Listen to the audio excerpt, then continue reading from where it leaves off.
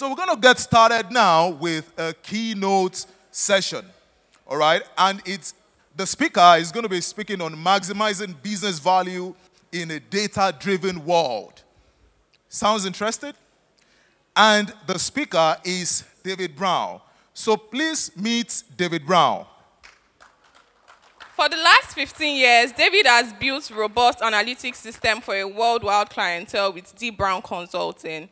He works as a tax and corporate finance consultant for Anderson and KPMG, and is also an international consultant to the World Bank. He's a Microsoft most valuable professional with over 20 years of experience in training and consulting. He's an accredited master trainer and master instructional designer with the Association of Talent Development, and has trained more than 20,000 people for free on analytics. He's also a member of the professional bodies including CFA, ICANN, and CITN, and an advisor and consultant to the Nigeria Governors Forum. Ladies and gentlemen, please make welcome David Brown. Good to have you. Thank you, thank you. Hello, everybody. So you guys are the early birds, right? Where are those late ones? When they come, what should they do? Just tell them to come press-ups, mass press-ups. You see press-ups everywhere. That's what I suggest. How are you doing? If you are considering yourself is in millennial now, I can't say millennials are now old. Gen Z. Let me see your hands up. I want to know my audience. Are you ashamed of being Gen Z? Okay, so the rest are millennials, right? Okay, so who is looking for a job?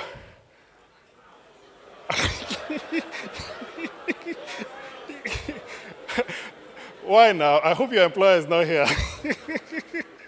Okay, who is currently not working? Okay. Okay, keep your hands up, keep your hands up, keep your hands up. Currently not working and not a student. Okay, I can see some hands down. But it doesn't matter, right? As students, we still need to work, right? Who's going to pay the bills? You can't be dragging from our parents like that. It doesn't make sense, right? So one thing about business, right? If you put the slides up, one thing about business is, one key thing about business is problem solving. When you want to go into a business, you want to go to an interview, identify the problems they have. That is number one. Do research, not research on who is the MD, who is the, no, do research on what problem does this industry generally have, right? There is someone in the world that has solved it. The industry probably doesn't know that. There's someone in the world that has solved it. Go understand that problem, how to solve it, try and solve it, get some data. You know data is everywhere. Look for data, solve that problem before your interview, right? So when you go to that interview, generally, see how to solve it. Okay, there's a general problem around productivity. Okay, let me give you one problem everybody had. During the pandemic, everybody closed shop, obviously. Everybody was at home. There's one funny video I saw. Did you see the video in the US where animals started coming to claim the territory? Say, oh, these useless human beings are not around. Let's claim back our territory. Anyway, but what happened was quite a lot of companies had a big issue, right? Of course, we had to go home, and so everybody had to work from home. But now you can see many people coming back. Why do you think they're coming back? There's a good reason to come back. I think, for me, is culture. You need to sustain the culture of the organization. But one big reason they're coming back is because of something they didn't have when the pandemic started. They didn't know how to measure productivity properly. Companies didn't know how to measure productivity. To them, a manager says, oh, you're there, you're working. He's working on his laptop, but you can't see that he's on Facebook. So it's not really being productive, right? But they couldn't measure productivity well, and they still can't measure productivity. So they think you being in the seat, sitting down, is productivity. It's not. So think about that's one big problem. How do you solve it? Well, you get a measure for productivity. Now, one thing about maximizing business value. Now, can we skip through the introductions? Can go to the slides on, there's just one skill you need to learn. One skill. So you go to the slide, there's somewhere that says one skill. Sorry, the slides are not very clear. Okay, let's go to the next one. Good, one skill. One skill you need to maximize business value in a data-driven world. Just one skill. Can we go to the skill? Click. It is, click, click, click, how to measure when it comes up. How to measure. That's the key skill you need. How to measure. I think there's a ruler there. You won't use a ruler at all times. Many people do not know how to measure. Just gave you one, productivity. Many businesses need to understand, are we productive? If we are productive, that leads to income, that leads to revenue and stuff. We can't measure things very well. And experts, if you bring 5 experts here, ask them a question. Give me the most important steps for doing A. All those 5 will give you different answers. Were they wrong? Maybe not, but the fact is, those 5 give you different answers because of some biases we have. So how to measure, that's number 1. How can we measure? How do I measure? Anything. And there's a book out I would recommend to you, How to Measure Anything, by, I can't remember his name, I think Douglas something, How to Measure Anything. Because everything can be measured. You just have to think critically.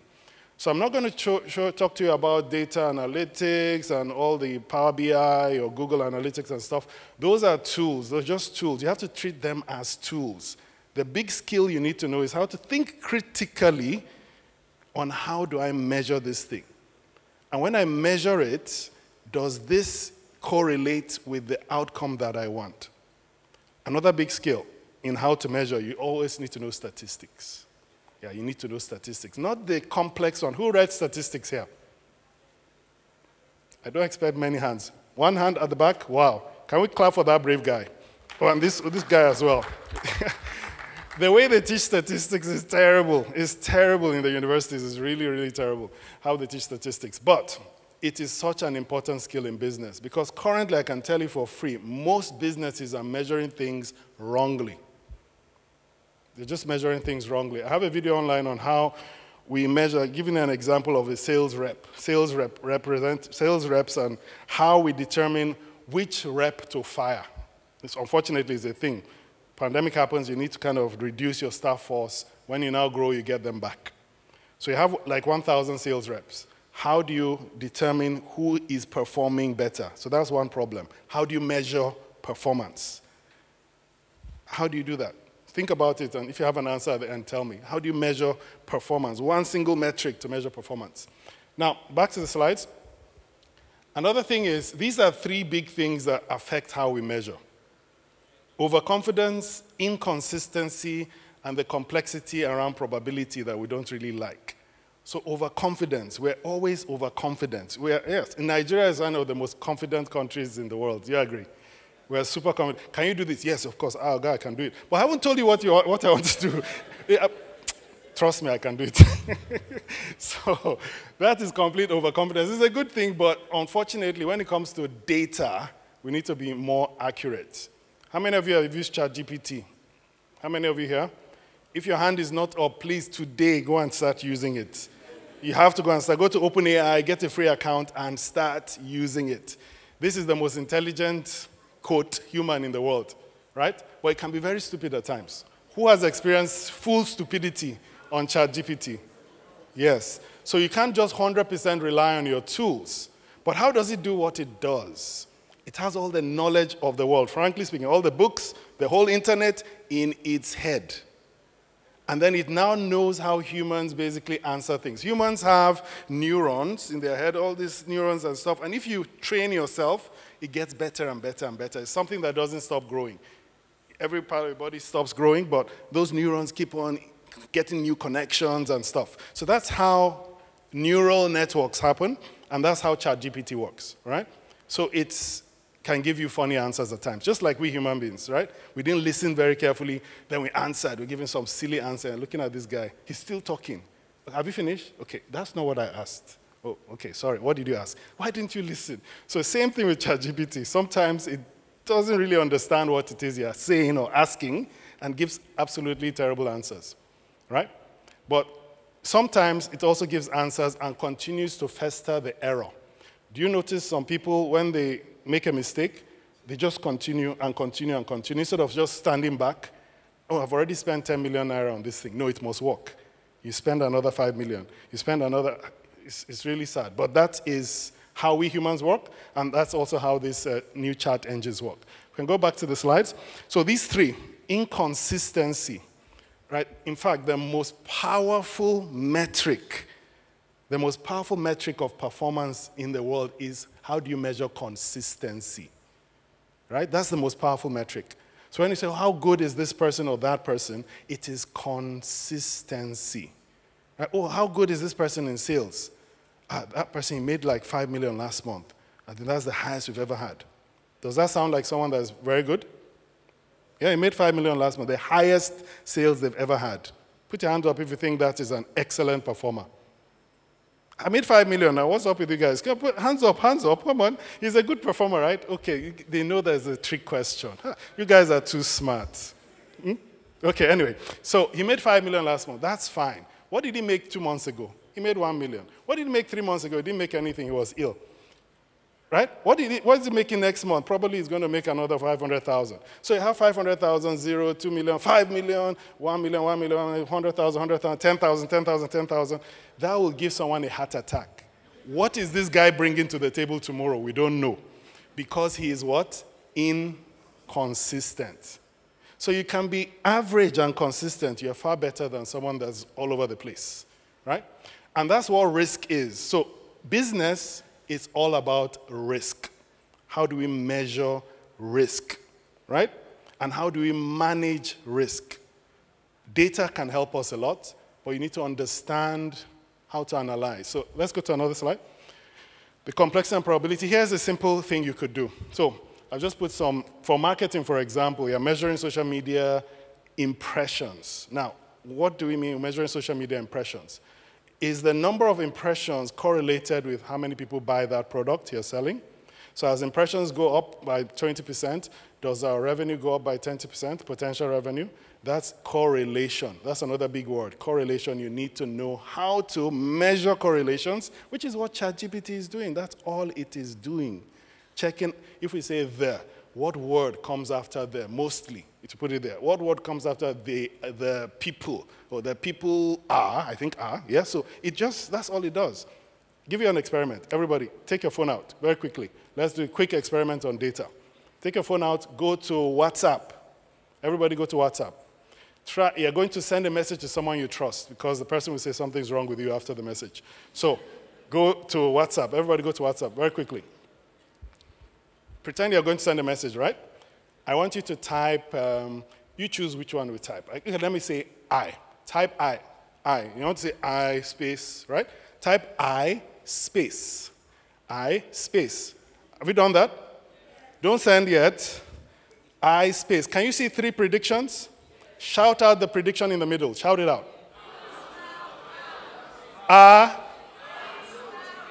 Okay, see what you're going to do. You're going to click that prediction 30 times. That one, you just click, click, click, click. You don't need to read, just click, click, click, click, click 30 times. And when you're done, if you think you're brave enough to tell us what WhatsApp said, let's hear. So just click, click, click like 30 times. And then someone should read what WhatsApp gave us, what data it gave us. So who has the mic?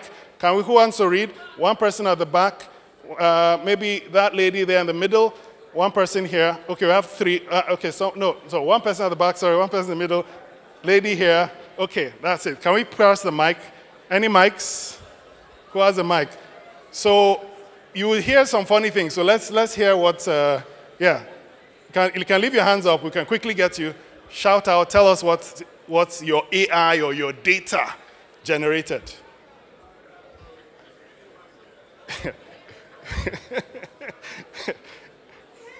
Can you give the mic? Can you give the mic, yeah?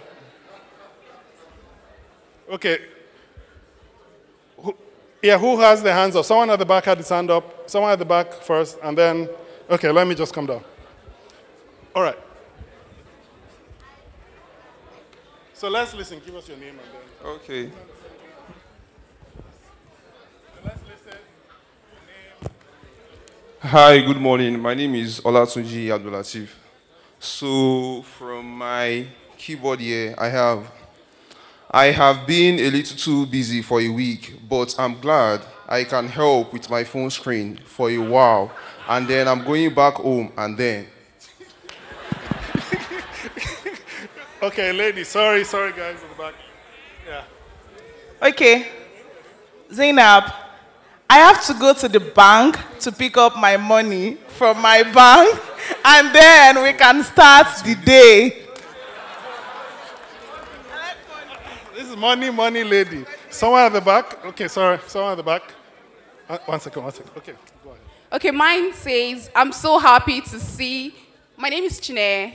I'm so happy to see that you're having fun with family. I hope you're doing good. I miss seeing your pictures.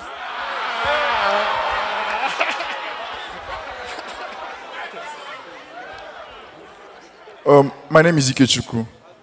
I am not sure if you have any questions or concerns. Please visit the plugin settings and log in to resume watching a movie together with the following website.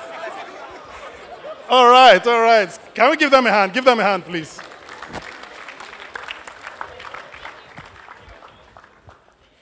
So that is WhatsApp using your data. Obviously, we know that guy is a very hard worker. I would like to talk to you after.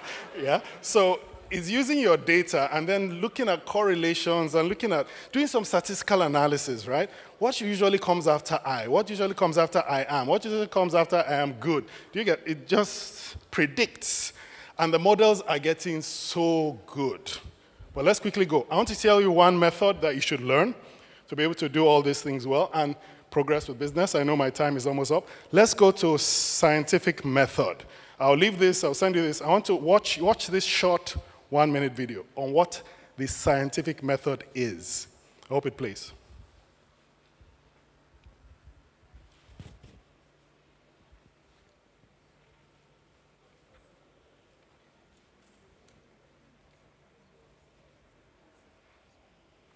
There's some data issues, but don't worry.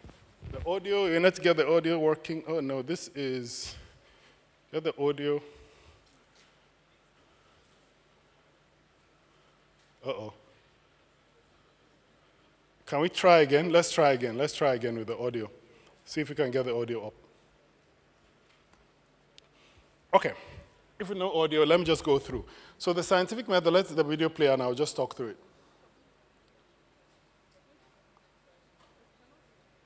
All right. So this is just an example of how the scientific method works. Let's say you lost your phone. You've lost your phone, right? That's an observation. Then you basically have to find out, okay, where was I last? Oh gosh, you have to think, where was I last? Okay, now, okay, they're trying to make it work.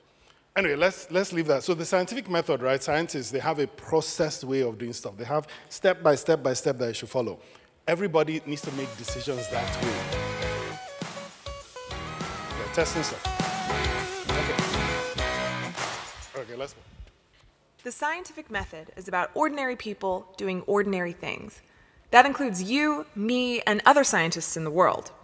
The scientific method is just a process or steps taken to produce reliable results to answer a specific question. Maybe you think you don't use the scientific method in your life, but I can guarantee that you do. For example, imagine you wake up on a Saturday and you couldn't find your cell phone. That's an observation.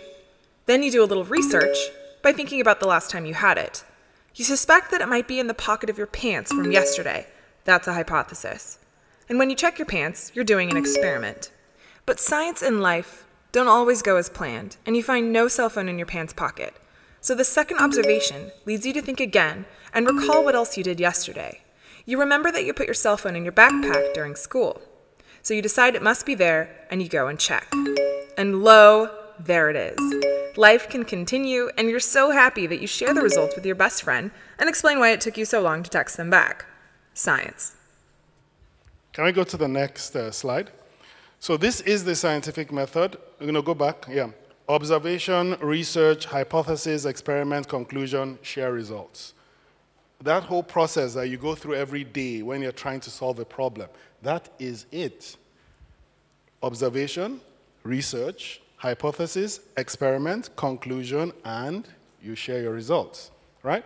So when the data analytics guys are doing visualizations, that's sharing the results, right? Hopefully they get the correct visual so that when people see, they instantly understand what's going on, right? So observation, research, hypothesis, experiment, conclusion, and sharing your results. So whether you read science or not, or you went to art, you need to learn the scientific method and use that to understand how to measure things, right? Understand how to measure things and then how to present those things. Let's go to the next slide. Right, solving problems. Next. Right. So this is how most corporates solve problems, from what we discovered. They do data generation, then they get data first. They usually have a software. That software, unfortunately, they need that software to talk to 10 other software, so they download data. And the preferred software for downloading it to is Excel. Then they will now clean the data, kind of go through the data, cleaning it up, mashing it up, mixing it up with different things, getting a particular measure out of the data. Then they go and start presentations on PowerPoint. Then they present to management on PowerPoint. And then they brainstorm on those numbers presented. Unfortunately, most companies spend maximum 20% of their time on that brainstorming. That's the most important thing, brainstorming on what's going on. They spend a lot of their time cleaning the data, getting the data, collecting the data, not thinking through what the data is saying, right? So your jobs when you get to those companies or you're already in those companies, try and eliminate that backlog, that data, all that manipulation or manipulations you're doing with the data. Eliminate that so we spend time on real stuff, which is brainstorming on those numbers. And you can automate it. You can see what WhatsApp just automated for you. Send the message, but obviously it needs more input from you than I, right? You know, it's really good when you say I am, but you see some options that are really excellent, isn't it? Have you seen that? Yeah, so it's using that data from you. Now, next slide.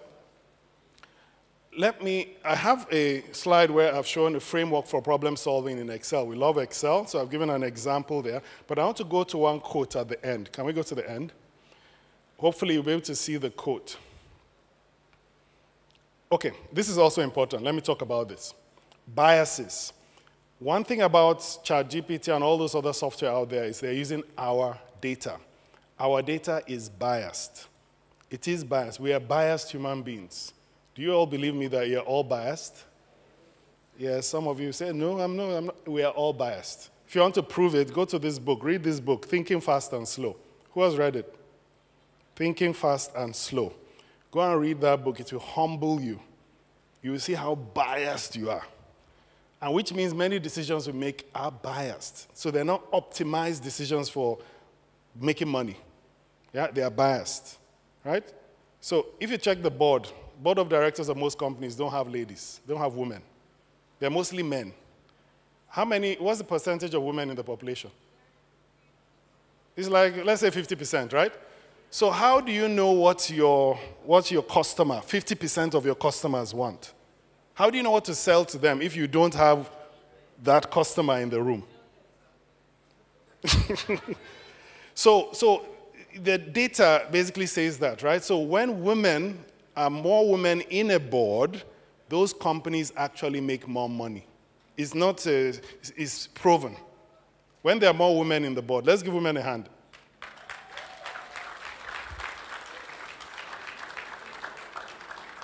But men do a lot of the heavy lifting, I hope you know. A lot of those heavy lifting is done by men, but men have decided to stop doing that. Do you know who they've employed? Robots. They now do robots and stuff. They've made robots to kind of do that. But it's important that we understand our market, right? Understand your market. And know that if your market is not represented in the decision-making process, you will not maximize your money making, which is what companies need to make money, to pay bills and stuff, all right? So back to the number one skill you need, which is what? How to what? How to measure. You need to learn how to measure, and it's nothing to do with beautiful data analytic, cloud analytic, Azure, blah, blah, or whatever skills. No, it is a thinking process. And to help you think of how to measure, use the scientific method. It's a very good method to use. There's one method we use. We are known for Excel a lot, doing a lot of Excel training. I've been doing that for like almost, 27 years, and modeling and stuff. So we coined one methodology for using Excel. You say a good cook always dices vegetables rapidly. That's how to remember it. A good cook always dices vegetables rapidly. Can we go to the slide where we explain what that means? And you can take that out. I know I will need to leave now. This bias data, go online and check for something called the Bias Codex, Cognitive Bias Codex. you will see what this slide is. It's a very important slide. These are all the biases we have. You could go check this out later. The Cognitive Bias Codex, C-O-D-E-X. You see the image? And then you could check that out, but read that book of, what book did I mention about your bias? Thinking Fast and Slow. Very important book. I mentioned another book too that you need to get. How to Measure Anything. Very good, very good. Go to the next slide. I need to conclude. I concluded with this statement from Professor Stephen Hawking. He said, our future as a race, our future is a race between the growing power of technology and the wisdom with which we use it. Let's make sure that wisdom wins. All right? Thank you very much, everybody. Questions? You started about saying, as going into interviews, we should learn how to solve the company's problem. Yes. So if you are a healthcare personnel, Yes. and you're going to a hospital, Yes. let's say the general hospital, so how do you then now look at how to solve that problem? Do you first like take a survey, enter the hospital, go around, or how can I reduce patient accidents and Keep all? the mics, hold the mic so we'll have a conversation. Okay. All right, so the thing is this, right? It's not solve the problem of that hospital. Okay. There's lots of data on problems that hospitals have in general. If you go online and say, okay, what is the top 5 problems hospitals have, right? They list it out. You have ChatGPT go and say, okay, so how do you solve these problems? It will tell you. Then you can then pick that out and say, okay, typically I've discovered from my research that hospitals have this, and this problem. This is the major problems that people have. I don't know how many of them you've solved in this hospital, but I have good ideas around how to solve this and this, right? I don't know if you'd want to hear them. Yeah? Yeah, so that was good question, good question. All right. For doing this again with us, I really appreciate it. Thank you. Thank you. There you go. Okay.